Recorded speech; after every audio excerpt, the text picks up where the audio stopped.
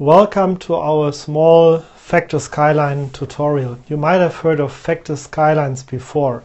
Factor skylines are a perfect way to show the properties of factor portfolios. For example, on the right hand side we have prepared a factor portfolio that shows the factor properties of a value portfolio. As you can see, the bar for the value exposure goes up all the way. That has to be that way because it has been designed to have attractive value properties. But at the same time, you can see that other factors do not show that kind of attractive exposure. Why is that the case?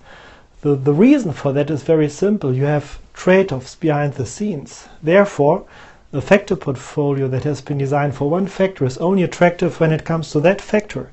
But when it comes to the factor exposure of other factors, it could actually be the case that you have rather negative exposures, negative or average properties when it comes to the other factors. What has been true for a value factor portfolio is actually true for any kind of single factor portfolio. As a proof, we have prepared the historical factor skyline of a min-vol portfolio.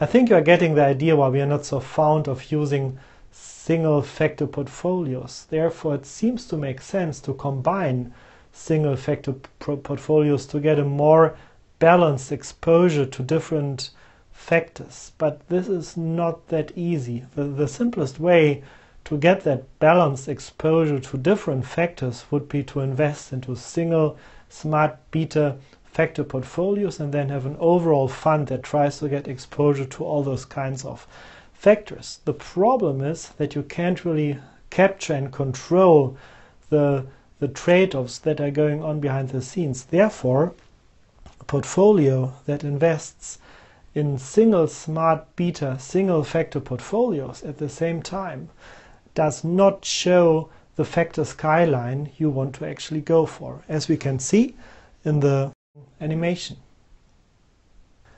Now, what could be the solution to arrive at an attractive factor skyline that doesn't have implicit bets behind the scene? We think the solution is to set up portfolios based on single stocks, but of course you need something you want to look for when you construct those portfolios, and we think we have to go for a factor skyline that has very high levels of the bars, because that means you have attractive exposure towards those factors, but at the same time you want to have a homogeneous level. Therefore, you don't have any implicit or explicit bets anymore. And this can only be done from our point of view by constructing portfolios based on single stocks. So you need some kind of math that enables you to collect and invest in stocks that on the portfolio level have a very attractive factor skyline by looking at the level of the exposure, the quality of the exposure, but also looking at the homogeneity of the exposure.